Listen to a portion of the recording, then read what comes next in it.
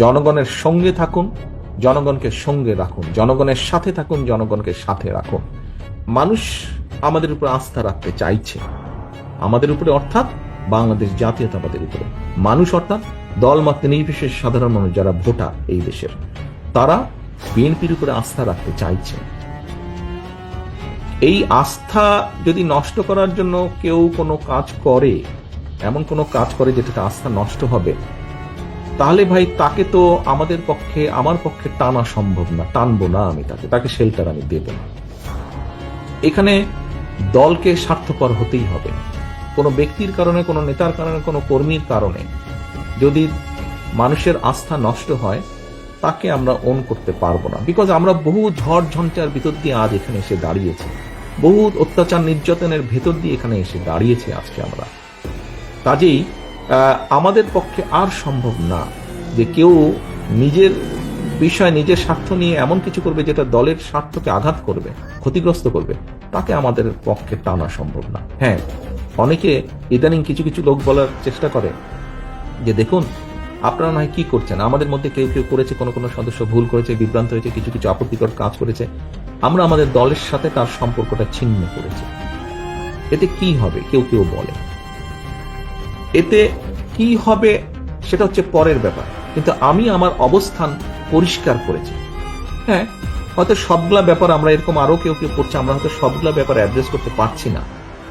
যতটুকু আমরা জানছি আমরা সাথে সাথে ব্যবস্থা গ্রহণ করছি, যখন যেটা জানবো ব্যবস্থা গ্রহণ করছি, আমাদের অবস্থান পরিষ্কার করছি। এখন ওই যে বললাম, কেউ যদি বলে হ্যাঁ আপনি বের করে দিলেন, কি হবে? বের করে দিয়ে অন্তত একটি বিষয় আমি বলতে চাই, সেই বিষয়টি হচ্ছে সমাজে যে খারাপ মানুষ নাই তা তো না, ভালো মন্দ সবকিছু মিলিয়ে মানুষ, কিন্তু যে খারাপ তার সাথে আমরা সম্পর্ক রাখতে চাই না, যে অন্যায় করে, যে কিছু করে, তার সাথে আমরা সম্পর্ক রাখতে চাই না। অন্তত এই ব্যাপারে আমরা মুখে বলবো একটা, কাজে করবো আর একটা, তা নয়। যা আমরা মুখে বলছি আমরা চেষ্টা করব আমাদের কাজের মধ্যেও তার রিফ্লেকশন বা প্রতিফলন থাকবে, সেজন্যই আমরা ব্যবস্থা গ্রহণ করছি। একটি রাজনৈতিক দল হিসাবে, একটি সংগঠন হিসাবে যেটি আমরা সর্বোচ্চ করতে পারি আমরা সেটিই করছি, সেটি করার চেষ্টাই আমরা করছি, সেটি ইনশাল্লাহ আমরা করব।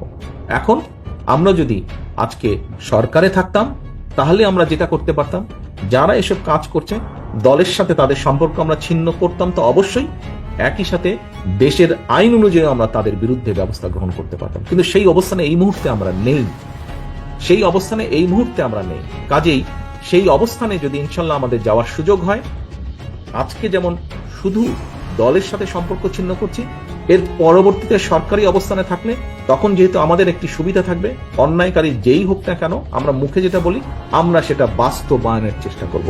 এর কোনো নড়চড় হবে না, এর কোনো নড়চড় হবে না। কারণ জনবিচ্ছিন্ন যদি হয় কেউ, একটি রাজনৈতিক দল, রাজনৈতিক নেতা, রাজনৈতিক কর্মীরা যদি জনবিচ্ছিন্ন হয়, জনবিচ্ছিন্ন হলে, জনগণের বিরুদ্ধে, দেশের বিরুদ্ধে কাজ করলে কনসিকুয়েন্সেস বা পরিণতি কি হয় ভাই আমরা 5ই আগস্ট দেখেছি না? আমরা 5ই আগস্ট দেখেছি। 5ই আগস্ট থেকে অনেক কিছু আমাদের শেখার আছে, 5ই আগস্ট থেকে অনেক কিছু আমাদের বোঝার আছে। কাজেই প্রিয় সহকর্মীবৃন্দ, আমরা 31 দফার কর্ম প্রশিক্ষণ আজকে করেছি। এই 31 দফার সাথে সাথে 31 দফা যেমন জনগণের কাছে নিয়ে যাব, 31 দফার মাধ্যমে আমাদেরকে রিয়েলাইজ করতে হবে, আমাদেরকে একটু বাস্তবায়ন করতে হবে, জনগণের পাশে থাকতে হবে, জনগণের সঙ্গে থাকতে হবে, জনগণকে সঙ্গে রাখতে হবে। জনগণ থেকে যদি দূরে চলে যাই আমরা, ওই 5ই আগস্টের পরিণতি কিন্তু হবে, 5ই আগস্টের পরিণতি হবে। কাজে 5ই আগস্টের পরিণতি থেকে যদি বাইরে থাকতে হয়, যেই রাজনৈতিক দলকেই বাইরে থাকতে হোক না কেন, তাদেরকে জনগণের সাথে থাকতে হবে, জনগণকে সঙ্গে রাখতে হবে। প্রিয় নেতাকর্মীবৃন্দ, আমরা রাজনৈতিক দল, এখানে উপস্থিত প্রত্যেকটি মানুষ আপনার রাজনৈতিক কর্মী। আপনি একজন রাজনৈতিক কর্মী বা একজন রাজনৈতিক নেতা হিসেবে আপনার পিছনে যদি পাবলিকই না থাকে, তো আপনি কিসের রাজনৈতিক নেতা, কিসের রাজনৈতিক কর্মী? আপনার পিছনে যদি পাবলিকই না থাকে, ও আর নাম সর্বস্ব নেতা আপনি, তো লাভ আছে কোনো ওরকম হয়তো কোনো লাভ নেই। আমাদের একজন রাজনৈতিক কর্মী হিসাবে আমাদের সবচেয়ে বড় সার্থকতা কি? যখন এই যে আপনি ঘর থেকে যখন বের হন, আপনি ঘর থেকে বের হয়ে ধরেন আপনার নাম হচ্ছে গিয়ে হিরণ কুমার, হিরণ কুমার কি আপনি একা শুধু? হিরণ কুমার কি আরো শত শত হাজার হাজার হিরণ কুমার নাই? কিন্তু খেয়াল করে দেখেন তো, হিরণ কুমার হিসেবে আপনি যখন বের হন, মানুষের সম্মান বা সালাম আপনি যেটা পান ঘর থেকে দিনে বের হওয়ার পরে, আপনার মতো অন্য হিরণ কুমার যারা আছে তারা কি পাচ্ছে সেটা? তাদেরকে হয়তো কেউ চেনেই না, কিন্তু আপনি কেন পাচ্ছেন?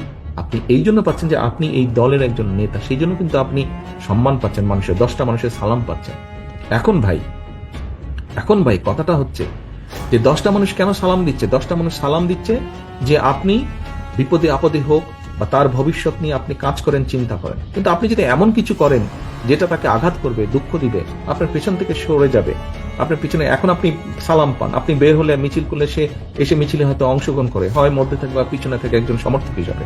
কিন্তু আপনি যদি এমন কোনো কাজ করেন যেটাতে সে আঘাতপ্রাপ্ত হবে, সে কি আপনার পেছনে থাকবে? সে কি পাবলিকটা আপনার পিছনে থাকবে? সে যদি না থাকে তো আপনি কিসের নেতা? আপনি